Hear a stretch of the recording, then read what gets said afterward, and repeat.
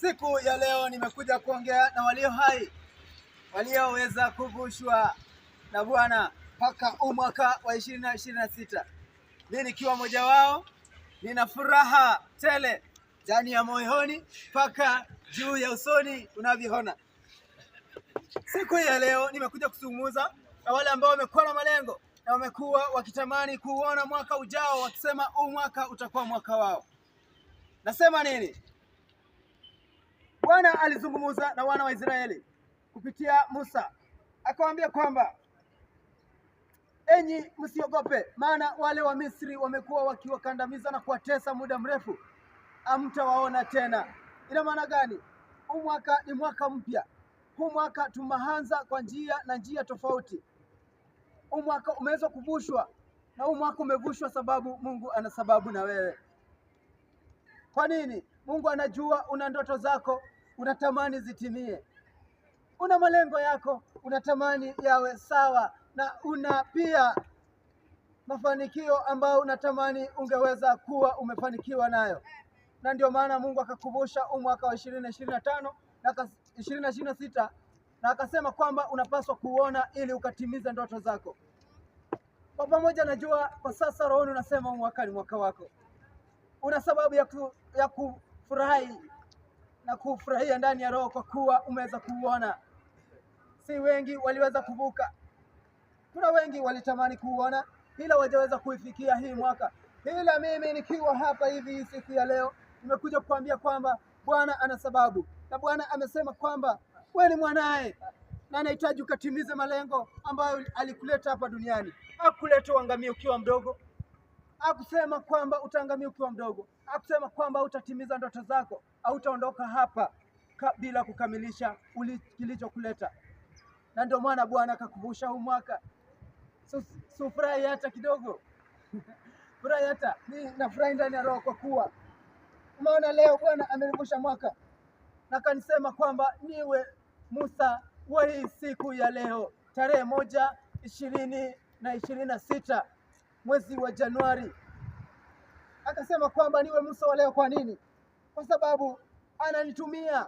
Ndio maana ninataka kusomea andiko dogo sana, kitabu cha Kutoka mstari wa 14 kifungu cha 13. Nataka nikusomee. Huu mstari ni mdogo sana. Bwana atazungumza kupitia Musa, kwa kuwa Musa wengi tujaweza kumuona, kwa kuwa Musa hatukuweza kumuona kwa sura, ila hii leo nimeamua nikaweze kumwakilisha Musa. Furahi kidogo kwa kumuona Musa, si rahisi. Haya, wacha nikakusomea hiki kitabu cha Kutoka 14 kifungu cha 13. Bwana azungumza kupitia Musa, azungumza akimwambia kwamba aongee na wana wa Israeli. Awaambia vipi? Wacha nikawasomee Kutoka 14 kifungu cha 13. Haya, anasema Musa akawaambia watu, msiogope, simameni tu, simameni.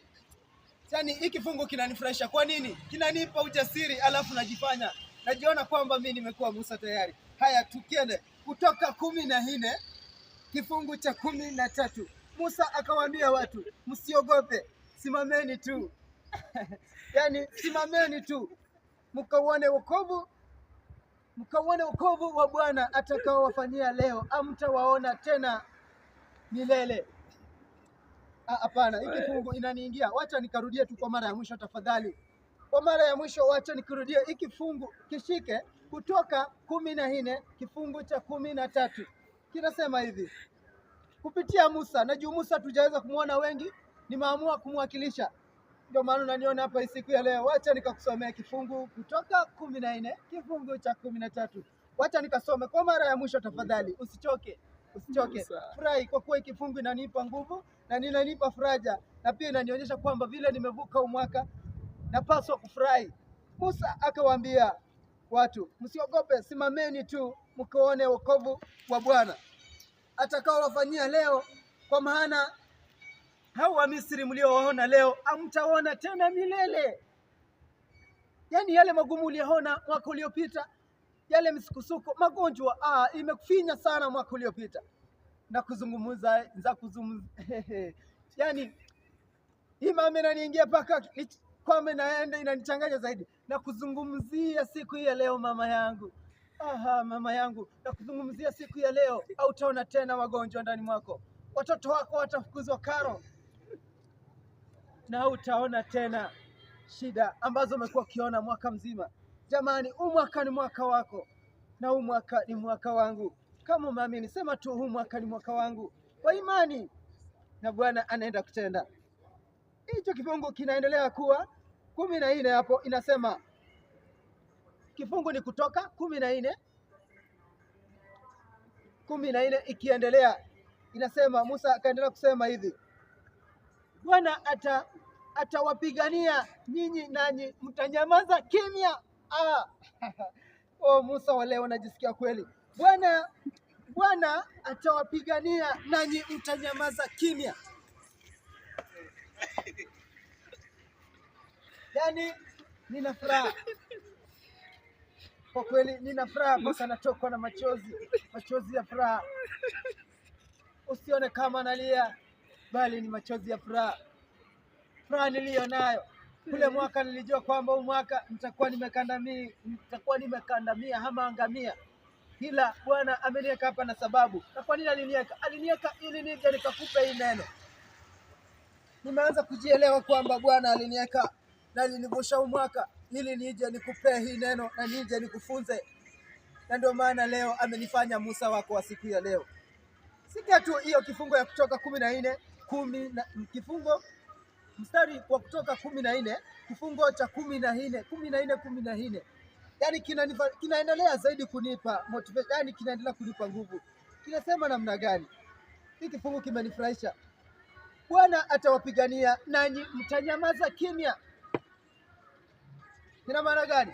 Yule adui, umekuwa na adui, umekuwa na uchawi imekuwa ikikukandamiza, umekuwa na shida zimekuwa zikikuangamiza, kumbe ni yule adui yako asiyekutakia mema. Mwambie nini? Bwana amekuvusha na ana sababu. Bwana atakupigania nawe utanyamaza kimya. Kifungu cha 14 Kutoka kifungu cha 14 mstari wa 14. Oh my God. Mstari wa 14 kifungu cha Kutoka.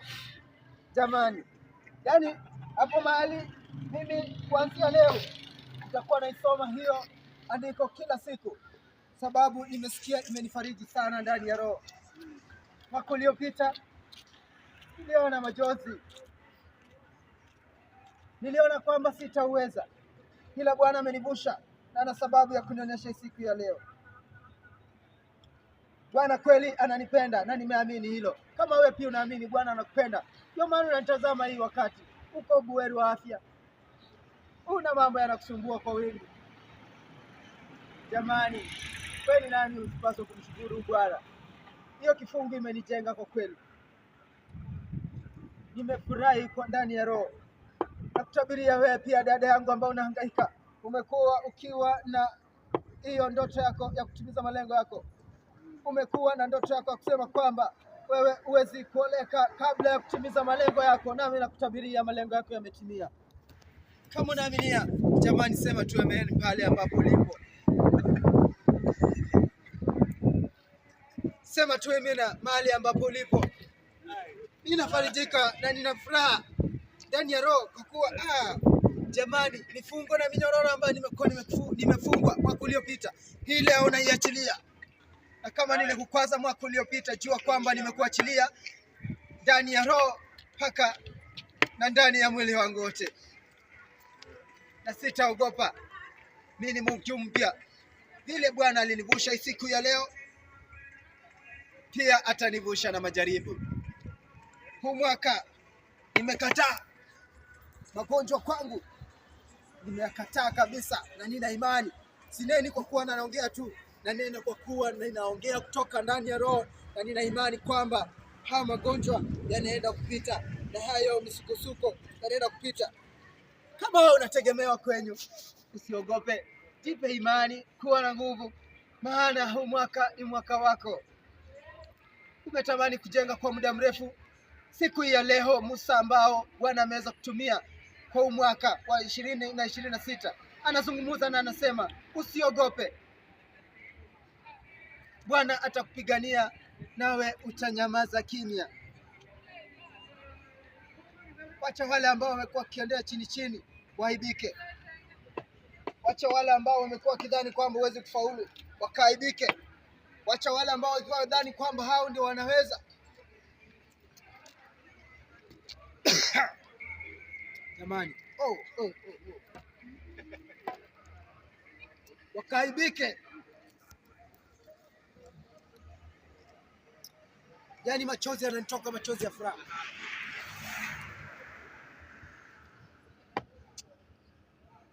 Machozi yanatoka, machozi ya furaha.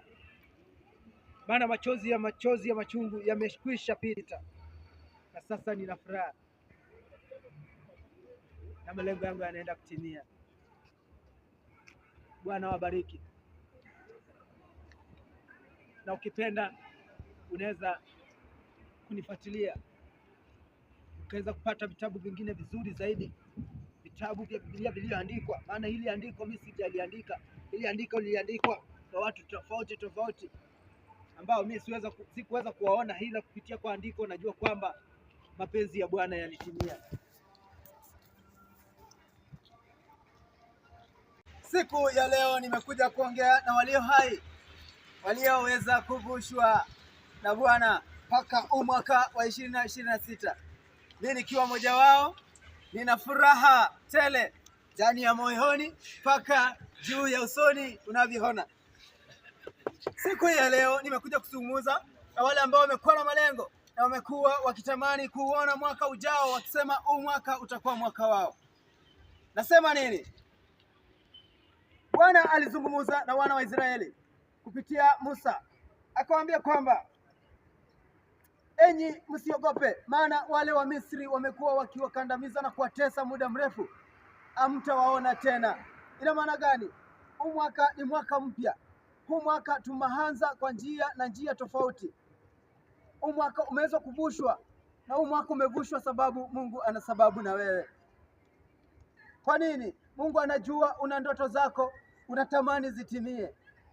Una malengo yako, unatamani yawe sawa, na una pia mafanikio ambayo unatamani ungeweza kuwa umefanikiwa nayo. Na ndio maana Mungu akakuvusha mwaka wa 2025 na 2026, na akasema kwamba unapaswa kuona ili ukatimiza ndoto zako. Kwa pamoja najua kwa sasa rohoni unasema mwaka ni mwaka wako. Una sababu ya kufurahi na kufurahia ndani ya roho, kwa kuwa umeweza kuuona. Si wengi waliweza kuvuka. Kuna wengi walitamani kuuona ila hawajaweza kuifikia hii mwaka. Ila mimi nikiwa hapa hivi siku ya leo nimekuja kukuambia kwamba Bwana ana sababu, na Bwana amesema kwamba wewe ni mwanae na anahitaji ukatimize malengo ambayo alikuleta hapa duniani. Hakuleta uangamie ukiwa mdogo. Hakusema kwamba utaangamia ukiwa mdogo. Hakusema kwamba utatimiza ndoto zako au utaondoka hapa bila kukamilisha kilichokuleta. Na ndio maana Bwana akakuvusha huu mwaka. So furahi hata kidogo. Furahi hata. Mimi nafurahi ndani ya roho, kwa kuwa umeona leo Bwana amenivusha mwaka, na kanisema kwamba niwe Musa wa hii siku ya leo, tarehe 1/20/26 mwezi wa Januari. Akasema kwamba niwe Musa wa leo. Kwa nini? Kwa sababu ananitumia. Ndio maana ninataka kusomea andiko dogo sana, kitabu cha Kutoka mstari wa 14 kifungu cha 13. Nataka nikusomee. Huu mstari ni mdogo sana. Bwana atazungumza kupitia Musa, kwa kuwa Musa wengi tujaweza kumuona, kwa kuwa Musa hatukuweza kumuona kwa sura, ila hii leo nimeamua nikaweze kumwakilisha Musa. Furahi kidogo kwa kumuona Musa, si rahisi. Haya, wacha nikakusomea hiki kitabu cha Kutoka 14 kifungu cha 13. Bwana azungumza kupitia Musa, azungumza akimwambia kwamba aongee na wana wa Israeli. Awaambia vipi? Wacha nikawasomee Kutoka 14 kifungu cha 13. Haya, anasema Musa akawaambia watu, msiogope, simameni tu, simameni.